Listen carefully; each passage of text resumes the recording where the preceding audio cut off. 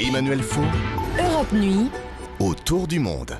Autour du monde, le regard international d'Henri Guirchoun, et nous partons ce soir pour le Brésil, où a lieu dimanche prochain le premier tour de l'élection présidentielle, un scrutin dominé par un affrontement entre deux femmes, nous en avions parlé il y a quelques semaines ici, la présidente sortante Dilma Rousseff, qui affronte la socialiste écologiste Marina Silva, et Henri, les derniers sondages indiquent que c'est Dilma Rousseff qui termine la course en tête. Absolument, Emmanuel. Après avoir été égalée, puis devancée, Dilma semble avoir pris, cette dernière semaine en tout cas, un net ascendant sur Marina.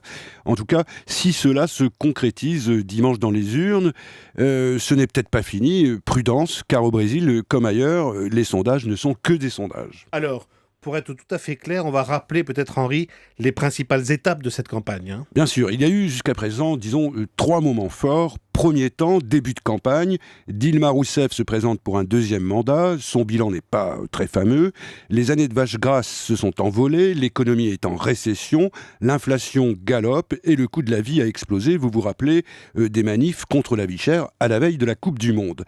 De plus, Dilma n'est pas vraiment populaire, c'est Lula, l'ancien président, qui l'a imposé, mais elle est une sorte d'apparatchik et surtout elle manque de charisme. Mais malgré tout, à ce moment-là, comme les autres candidats sont assez faibles, on estime a priori qu'elle devrait tout de même l'emporter. Alors il y a eu ensuite un deuxième temps. Oui, le deuxième temps, eh bien, c'est la candidature Marina Silva que personne n'attendait. L'écologiste remplace au pied levé le candidat socialiste, disparu dans un accident d'avion.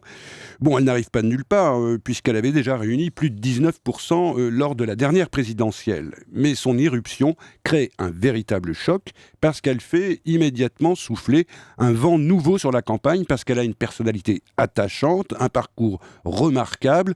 Les Brésiliens adorent, d'ailleurs le reste du monde aussi, et ça prend si bien qu'elle est aussitôt au coude à coude avec Dilma, et puis qu'elle va jusqu'à la dépasser dans les intentions de vote, au point de ne plus être considérée comme la challenger, mais pratiquement la favori. Puis, progressivement, eh bien, la mayonnaise retombe, c'est le troisième temps, le doute s'empare de l'équipe de Marina Silva, les sondages s'inversent, et donnent maintenant à la présidente sortante une avance confortable de près de 8 points. Et comment on peut expliquer ce retournement de tendance, Henri ? Bien, comment simple, après avoir été prise de court par le spectre d'une défaite possible, eh bien, l'énorme machine de guerre du Parti travailleur s'est remise en marche. Un parti au pouvoir depuis 12 ans, qui dispose de tous les relais nécessaires, et là, avec un seul mot d'ordre: torpiller l'image de Marina Silva, casser la dynamique de sa campagne en utilisant tous les moyens possibles, y compris les plus douteux. On a répété partout qu'elle est la candidate des banquiers, du grand capital,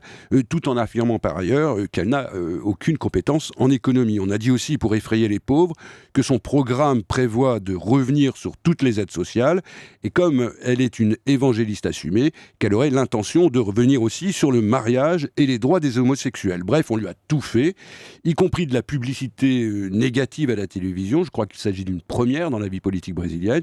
Tout cela orchestré par un seul homme, un sorcier du marketing électoral. Il s'appelle João Santana. Il avait déjà œuvré à l'époque de la première campagne de Dilma Rousseff.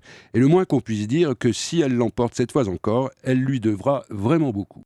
Un duel de dames dans l'élection présidentielle au Brésil. C'était le regard international d'Henri Guirchoun.